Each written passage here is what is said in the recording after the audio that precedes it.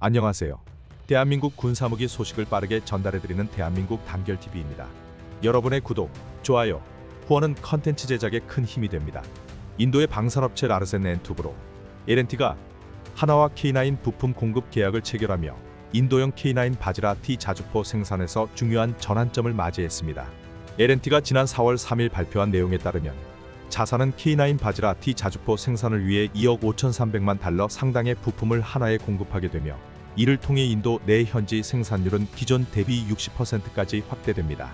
K9 바지라 T는 하나의 K9 자주포를 인도 육군의 작전 요구에 맞게 개량한 버전으로 L&T와 하나의 합작 체계를 통해 생산됩니다. 기본 재원은 5명의 승무원이 운용하는 47톤급 궤도형 자주포로 독일제 MTU MT881KA 500 1000마력급 V8 순행식 디젤 엔진과 미국 앨리슨 완전 자동 변속기를 장착해 고출력 고신뢰성을 자랑합니다. 주목할 점은 하나와 인도 국방부가 이번 공급 계약서에 서명한 시점이 불과 지난해 12월이었다는 사실입니다. 절차가 복잡하고 행정 처리 속도가 느리기로 악명 높은 인도에서 불과 4개월 만에 계약이 실현된 것은 매우 이례적인 일입니다. 인도군은 국방력 강화 의지는 높지만 무기 도입에서 자체 개발과 해외 수입 사이에서 오락가락하는 경우가 많아 결정이 지연되기 일쑤이며 문제가 발생하면 각 군 부처 관련 기관이 책임을 전가하며 사업이 표류하는 일이 잦았습니다. 대표적인 실패 사례로는 30년 넘게 개발했음에도 여전히 실전 투입이 어려운 테자스 전투기와 아준 전차가 있습니다. 그런 인도가 왜 이렇게 신속하게 K9 추가 도입을 추진했는지 그 배경을 들여다보면 단순한 전력 증강 이상의 전략적 이유가 존재합니다. K9은 이미 2019년 라다크 국경 분쟁에서 실전 투입돼 중국제 SH-15 자주포를 상대로 명중률과 화력에서 압도적인 성능을 입증했으며 이후 인도군의 신뢰를 확실히 얻었습니다. 게다가 현지 생산 확대를 통해 유지 보수 비용을 절감하고 부품 공급망을 자국 내에서 안정적으로 관리할 수 있는 기반을 마련한다는 점이 인도의 결단을 앞당긴 요인입니다. 이번 계약은 단순히 자주포 추가 구매가 아니라 인도의 장기적인 방산 자립과 국경 분쟁 대비 태세 강화라는 두 가지 목표를 동시에 충족시키는 전략적 결정이라 할 수 있습니다. 인도가 K9 자주포 도입을 이례적으로 서두르는 가장 직접적인 이유는 중국과의 국경 분쟁입니다. 현재 인도 육군의 곡사포 전력은 궤도형 자주포 K9, 차륜형 MGS 그리고 견인포 ATAGS로 구성되는데 이번 추가 도입을 통해 인도는 라다크와 아루나찰 프라데시 등 분쟁 지역에 화력을 집중 배치할 수 있게 됐습니다. 특히 라다크는 해발 5,000m가 넘는 고지대로 극한의 기후와 험준한 산악 지형 때문에 일반 포병 장비 운용이 어려우나 K9은 혹독한 환경 테스트를 모두 통과해 인도군이 고지전에서 승리할 수 있는 유일한 자주포로 평가하고 있습니다. 2020년 가란 계곡 충돌 이후 양국 간 긴장이 극도로 고조된 상황에서 만약 다시 충돌이 발생한다면 K9의 고속기동성과 강력한 화력은 전황을 바꿀 핵심 요소가 될 가능성이 큽니다. 여기에 나렌드라 모디 총리가 K9 도입을 자신의 정치적 입지 강화에도 활용하고 있다는 분석이 나옵니다. 모디 총리는 메이크 인 인디아 캠페인을 통해 방산 산업 육성을 강조하고 있으며 K9 사업은 이 정책의 대표적 성공 사례로 꼽힙니다. 특히 현지 생산을 담당하는 라르센 앤 투브로를 통해 생산분의 60%를 인도 내에서 소화하면서 K9은 이제 국민들에게 단순한 외산 무기가 아니라 인도산 무기로 인식되기 시작했습니다. 더욱 놀라운 점은 그간 외국 방산기업의 무덤이라 불릴 만큼 계약 지연, 개발 지연, 납기 지연이 일상적이던 인도에서 K9만큼은 성능부터 납기까지 모든 과정을 일정대로 완수했다는 사실입니다. 인도 언론과 여론이 가장 놀란 대목도 바로 인도 생산분이 제때 납품됐다는 점이었으며 이는 단순한 무기 도입 이상의 신뢰와 상징성을 부여하고 있습니다. 인도에서 생산된 첫 K9은 2018년 5월, 그것도 예정 일정보다 몇 달이나 앞서 인도군에 인도되며 현지 방산업계와 군 내부의 적자는 충격을 주었습니다. 인도산 K9의 제식명은 K9 바지라티로 힌디어로 천둥을 뜻하며 불교 용어로는 금강절을 의미하는데 그 이름처럼 강력한 화력을 상징합니다. 당시 언론과 인도군 모두 성능과 신뢰성에 호평을 쏟아냈고 이는 곧 K9에 대한 신뢰로 이어졌습니다. 라이선스 생산 계약 규모는 미화 7억 5천만 달러, 대당 약 750만 달러, 하나 약 75억 원으로 한국에서 직접 생산한 가격보다 비싸지만 여기에 면허 비용, 기술, 이전료 등이 포함되어 있어 인도 측에서도 남는 장사라는 평가가 지배적입니다. 모디 정부 입장에서도 우리가 직접 만든 무기로 국방력을 강화한다는 자주국방 이미지를 국민에게 각인시킬 수 있어 다가오는 총선에서 강력한 정치 카드로 활용할 수 있습니다. 더구나 인도의 K9은 모두 기본형 모델이어서 장기적으로 성능 개량 업그레이드 수요가 필연적으로 발생하며 이는 한국 방산업계에도 지속적인 수익 기회를 제공합니다. 흥미로운 점은 2017년 3월 인도 정부가 백문 도입을 승인했을 당시만 해도 계약 규모가 약 6억 4,600만 달러, 하나 약 7,200억 원이었으나 2018년 4월 인도 정부가 공식 페이스북을 통해 K9 바지라티의 현지 생산 라인을 전격 공개하며 수입에서 메이드 인 인디아로 방향을 전환했다는 사실입니다. 그 이유는 단순합니다. K9의 성능이 기대 이상으로 뛰어났고 인도군이 보유한 노후 곡사포 전력을 대체하기 위해선 대량 보급이 절실했기 때문입니다. 실제로 인도 육군이 당장 필요로 하는 K9 수량은 세계 전방사단과 세계 타격군단을 완편할 252문으로 현재 100문 도입은 간의 기별도 안 가는 수준입니다. 인도군 지상전 전력을 보면 전차 3,443대, 장갑차 3,100대를 보유하고 있으나 상당수가 구소련 시절 도입한 노후 장비로 현대전 수행 능력에 심각한 한계를 보입니다. 심지어 인도군은 최근 노후 TA-70 전차를 대체하기 위해 무려 하나 23조 원을 투입, 1,770대의 신형 전투 차량을 육군과 해안경비대에 배치하겠다고 발표한 바 있습니다. 결국 K9의 대량 배치는 인도군의 양적 질적 노후화를 동시에 해결할 수 있는 현실적 해법이자 방산 자립을 상징하는 프로젝트로 자리 잡고 있습니다. 인도 육군은 세계 최대 규모 중 하나로 그 비중과 병력 규모가 방대하다 보니 장기적으로 도입해야 할 장갑차, 전차, 자주포 등의 수요가 8,000대 이상에 달합니다. 이런 상황에서 인도가 단순 수입이 아니라 라이선스 생산을 선택한 것은 대규모 장비 확보와 동시에 자국 방산 기술 축적이라는 두 가지 목표를 달성하기 위함입니다. 실제로 인도에서 생산되는 K9도 최종 조립한 하나테크인이 제공한 기밀 조립 키트를 사용하며 13가지 주요 서버 시스템을 포함한 전체 부품의 50%가 인도산 부품으로 제작 장착됩니다. 인도가 이렇게 자국 방산 기술 육성에 공을 들이는 배경에는 중국뿐 아니라 오랜 주적인 파키스탄이 있습니다. 현재 인도는 국경 분쟁이 격화된 중국 파키스탄 두 전선을 동시에 고려하는 전략을 취하고 있으며 파키스탄은 여전히 카슈미르 지역에서 군사적 위협을 가하고 있고 최근에는 중국과의 군사 협력을 강화해 인도를 압박하는 형국입니다. 실제로 2009년 파키스탄이 미국으로부터 M109A5 자주포를 도입하자 인도는 즉시 신규 자주포 구매를 추진했고 결국 대한민국의 K9이 러시아산을 제치고 2017년 인도 의회의 승인을 받는 데 성공했습니다. 발사 속도, 정확성, 기동성 등 전 항목에서 경쟁 기종을 압도했고 특히 사막 험지 극복 테스트에서 유일하게 통과한 장비가 K9이었습니다. 최근 파키스탄이 도입한 중국산 SH-15 자주포는 가격 경쟁력은 있지만 성능이 K9에 미치지 못하므로 인도는 K9 추가 배치를 통해 파키스탄과의 질적 우위를 유지하고 중국과의 국경 분쟁에서도 주도권을 잡으려는 전략을 취하고 있습니다. 물론 대한민국 방산이 인도 시장에 진출하는 과정이 순탄했던 것은 아닙니다. 영국, 프랑스, 독일 등 전통적 군사 강국들이 인도 방산 시장의 규모와 성장성을 보고 치열하게 경쟁하고 있으며 오랫동안 인도 육상군 전력을 사실상 독점하다시피 한 러시아 역시 강력한 경쟁자였습니다. 그러나 최근 들어 이러한 판도는 180도 바뀌고 있습니다. 과거 인도는 T-72M1, T-90S 등 러시아산 무기를 라이선스 생산한 경험이 있지만 개발 과정에서의 품질 문제와 낮은 신뢰성으로 인해 현재 러시아 무기는 인도에서 사실상 외면받는 분위기입니다. 이는 최근 인도와 러시아 간 무기 교역이 사실상 중단된 이유이기도 하며 러시아가 글로벌 반도체 시장 점유율 0.8%에 불과한 첨단 부품 공급 한계를 극복하지 못하고 있는 점도 주요 원인입니다. 이런 상황 속에서 한국은 러시아를 대체해 인도의 새로운 전략적 파트너로 부상할 가능성이 매우 큽니다. 한국산 무기체계는 전면전을 항상 상정하는 안보 환경 속에서 개발되어 대규모 군사력 운용과 대량 도입에 최적화된 구조를 갖추고 있습니다. 대표적으로 인도가 도입한 K9 자주포는 안정적인 대량 생산 체계를 바탕으로 뛰어난 성능과 합리적인 가격을 동시에 달성했으며 유지 보수 편의성까지 확보해 인도군의 높은 신뢰를 받고 있습니다. 실제로 인도는 K9 100문 도입 계약 이후 지속적으로 추가 구매 의사를 밝혔고 2020년 말 중국과 국경 분쟁이 발생했을 때 K9을 배치하자 중국군이 포 사정거리 밖으로 부대를 철수했다는 현지 보도가 나올 정도로 전장에서의 억제력이 입증됐습니다. 중국 역시 자국 방산무기 전시회나 신형 자주포 발표 자리에서 K9을 경쟁 상대로 거론하며 경계심을 드러내고 있습니다. 한국이 인도에 더 많은 K9을 공급할수록 중국산 자주포의 설 자리는 점점 줄어들 것이며 이는 곧 한국 방산의 동남아, 남아시아 영향력 확대와 직결됩니다. 특히 베트남이 K9을 도입한 사례는 공산권 국가 최초라는 타이틀과 함께 러시아 무기에 의존하던 전통이 우크라이나 전쟁 이후 급격히 흔들리고 있다는 상징적 변화를 보여주며 한동안 동남아 표준이었던 러시아 무기의 입지를 근본적으로 위협하는 전환점이 되고 있습니다.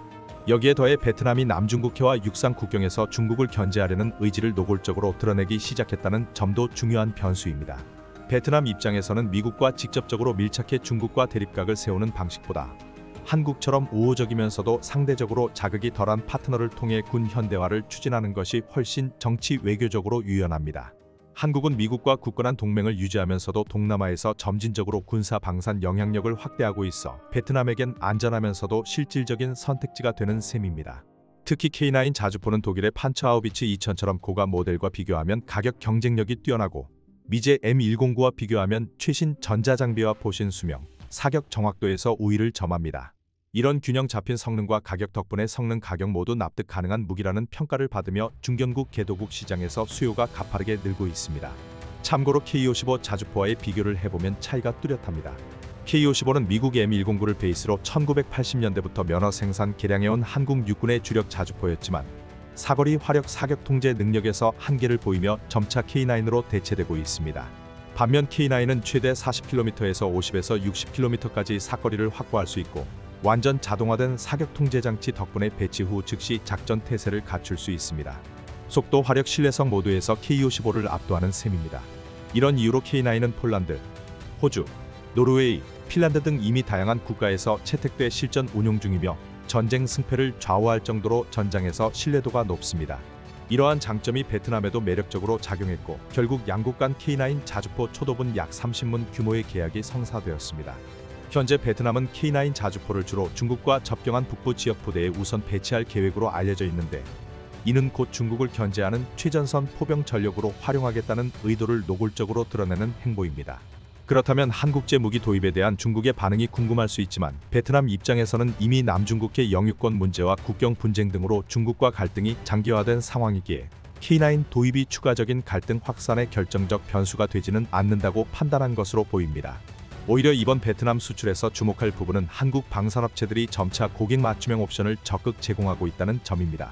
K9은 모듈화된 부품 구조와 전장관리 시스템을 기반으로 사막 열대우림 고산지 등 운용 환경에 맞춰 냉각 장치, 방진 방습 설계, 전자 장비 보호 기능 등을 유연하게 조정할 수 있어 러시아제 무기보다 훨씬 높은 적응성을 자랑합니다. 또한 이번 계약은 단순히 자주포 인도에 그치지 않고 후속 군수 지원, 장교 포병 운용 교육, 정비 기술 이전 등으로 이어질 예정이며 이를 통해 한국은 동남아 현지의 방산 생태계와 정비 부품 생산 거점을 확충하게 됩니다. 이런 구조는 러시아 무기에 의존해온 다른 동남아 국가들의 시선을 한국으로 돌리게 하는 효과를 낳습니다. 전문가들은 이러한 흐름의 배경으로 중국의 군사적 강압과 미국의 전략적 불확실성을 함께 꼽습니다. 중국이 남중국해를 사실상 자국 영해처럼 주장하며 군사력을 확대하자 주변국들은 방어력 강화에 나서지만 미국과 곧바로 손잡을 경우 대중 갈등이 격화되어 경제 리스크가 커집니다. 반면 한국은 미국의 동맹국이면서도 중국을 직접적으로 자극하지 않는 중간자 포지션을 취할 수 있어 매력적인 대안이 됩니다. 결국 이번 K9 수출은 베트남의 국방력 강화뿐 아니라 한국에게도 동남아 방산 네트워크 확장과 신흥시장 선점이라는 전략적 이익을 동시에 안겨주는 성과라 할 수 있습니다. 다음 소식입니다.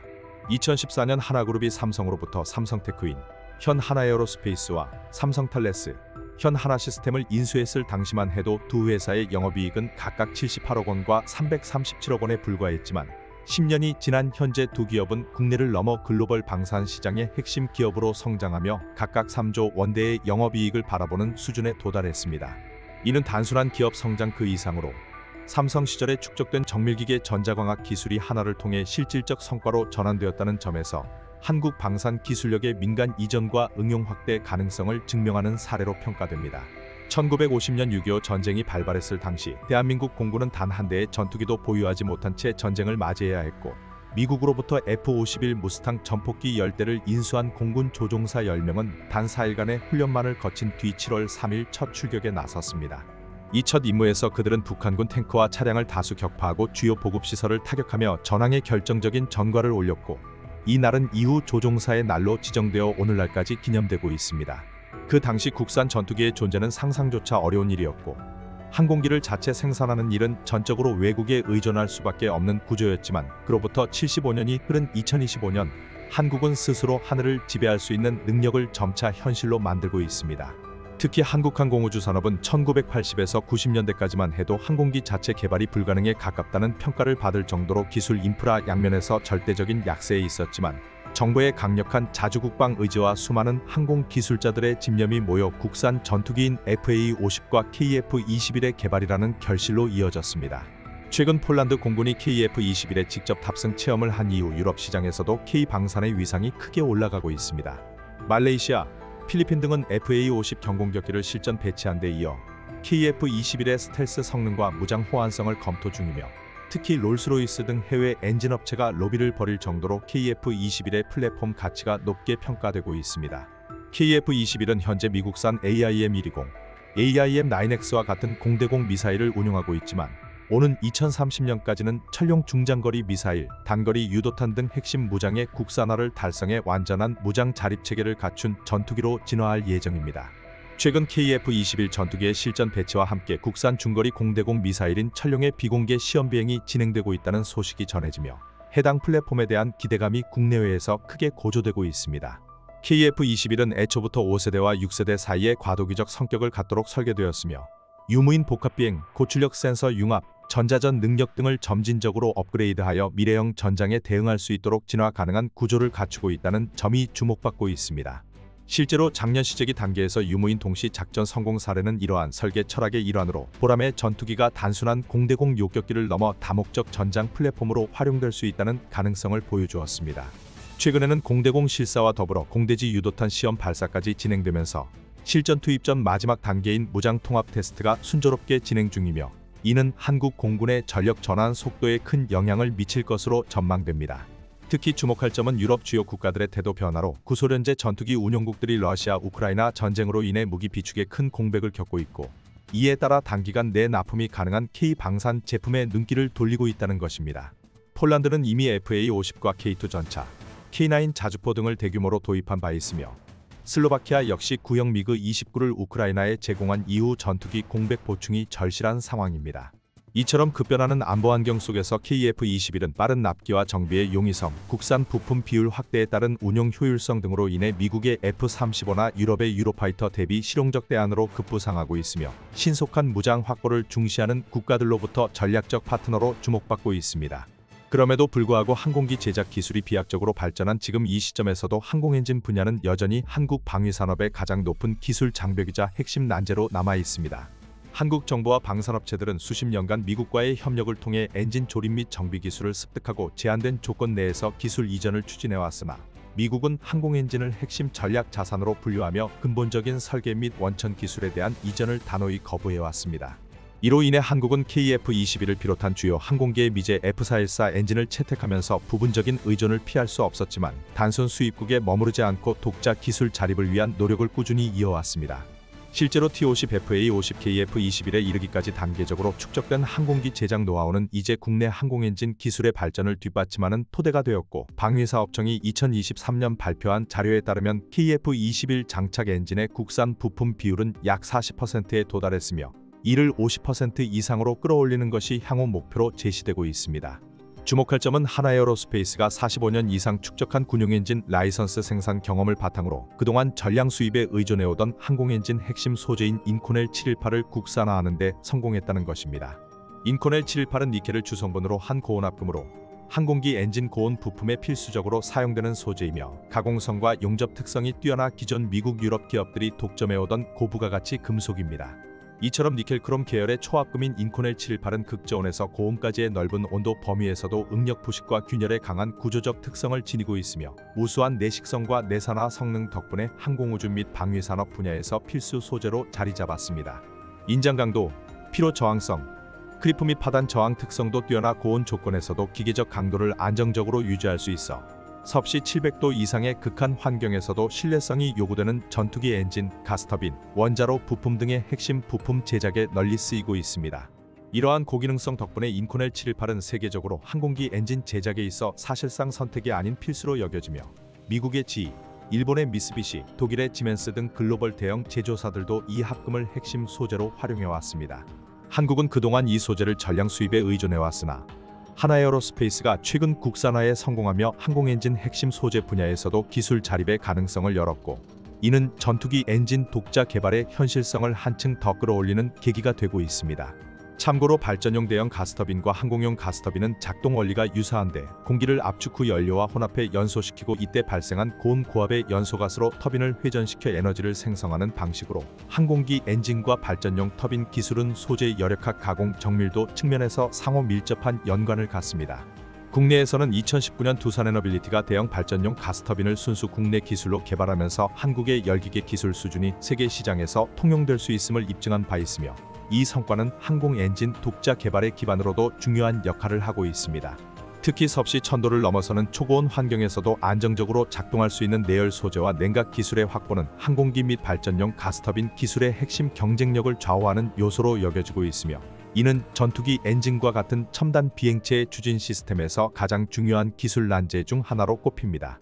비행체는 고도 변화, 급격한 기류, 온도 급변 등 극한 조건에 상시 노출되기 때문에 엔진 구성 부품은 단순한 고출력만이 아니라 고온 고압 상황에서도 형태가 변형되지 않는 구조적 안정성과 정밀한 냉각 기술이 필수적으로 요구됩니다. 두산에너빌리티의 송용진 부사장은 항공용 터빈은 비록 블레이드 크기가 작더라도 지상용 대비 수십 배 더 가혹한 조건을 견디기 위한 고도의 정밀 설계와 소재 기술이 필요하다고 밝혔으며 실제로 두산은 섭씨 1500도 이상의 고온을 견딜 수 있는 터빈 입구 기술뿐 아니라 섭씨 1680도에 이르는 초고온 환경에서도 작동 가능한 연소기 및 냉각 기술까지 확보하고 있어 이 분야에서 기술적 우위를 점하고 있습니다. 섭씨 1500도는 일반적인 금속의 녹는 점을 한참 초과하는 극한 온도이며 이 조건을 견디기 위해서는 니켈기 초합금, 열차폐 코팅, 내부 냉각 채널 등 복합 기술이 동원되어야 하며 그 자체로도 국가 전략기술로 분류되는 고난도 분야입니다. 이와 유사하게 하나에어로스페이스 또한 자사의 항공 엔진 독자 개발 로드맵을 통해 2029년까지 섭씨 1527도 수준의 터빈 입구 온도를 견딜 수 있는 기술을 확보하겠다는 목표를 명확히 밝히고 있으며 이를 위해 특수합금 소재의 국산화, 블레이드 냉각 채널 설계, 내열 코팅 등에서 기술 역량을 집중하고 있습니다. 특히 하나가 현재 항공엔진 분야에서 가장 도전적인 과제로 삼고 있는 기술은 섭씨 1600도의 고온 환경에서도 변형 없이 견딜 수 있는 특수 내열 소재의 개발이며 이 조건에서는 약 1000도를 소재 자체가 견디고 나머지 600도는 정밀 냉각 기술과 고성능 표면 코팅으로 열을 분산시키는 복합적인 방식이 채택되고 있습니다. 고온 고압 환경에서 고속으로 회전하는 터빈은 반복적인 열 충격과 기계적 하중을 동시에 견뎌야 하므로 소재와 냉각 시스템의 조화는 항공엔진 신뢰성을 결정짓는 핵심 요소로 꼽힙니다. 특히 냉각을 위한 블레이드 내부의 미세구멍 가공은 고도의 정밀성과 구조적 안정성이 동시에 요구되며 해당 기술은 세계적으로도 극소수 국가만이 독자 보유하고 있는 고난도 공정입니다. 이러한 기술적 도전에 대응하기 위해 두산은 국내 최대 규모인 200대 이상의 고온 클리프 시험 장비를 운영하고 있으며 일부 장비는 19년 이상 연속 가동 중일 정도로 장기 신뢰성 데이터를 축적해오고 있습니다. 이는 단순한 시험 인프라를 넘어서 고온 고하중 조건에서의 소재 수명 예측과 설계 검증을 위한 핵심 기반으로 기능하고 있으며 실제로 두산의 섭씨 1680도 내열 기술은 독일 지멘스나 미국 GE 등 세계 선도 기업의 견저도 경쟁력 있는 수준으로 평가되고 있습니다. 최근 국방과 항연구소가 주관한 한국형 항공엔진 개발 사업 설명회에서는 두산의 고온 환경 설계 역량과 하나의 대량 생산 및 공정 기술이 각각 높은 평가를 받았으며 양사는 경쟁 관계가 아닌 협력적 파트너십으로 개발 프로젝트를 추진 중입니다. 특히 생산 단계에서는 두산이 핵심 중간재 공급을 담당하고 하나가 이를 기반으로 완제품화 공정을 담당하는 구조가 설정되어 있어 향후 국산 항공엔진의 품질 안정성과 상용화 가능성을 높이는 데 결정적인 역할을 할 것으로 기대되고 있습니다. 이처럼 고온 내열 소재와 냉각 기술, 고정밀 가공 공정에서의 협력은 단순한 기술 진보를 넘어 한국이 항공기 심장인 엔진 분야에서도 완전한 독자 노선을 걸을 수 있다는 가능성을 실질적으로 보여주고 있습니다. 지금까지 시청해주신 분들께 진심으로 감사합니다. 다양한 군사 정보를 매일 신문처럼 알려드리겠습니다. Hard in the motherfucking paint, nigga.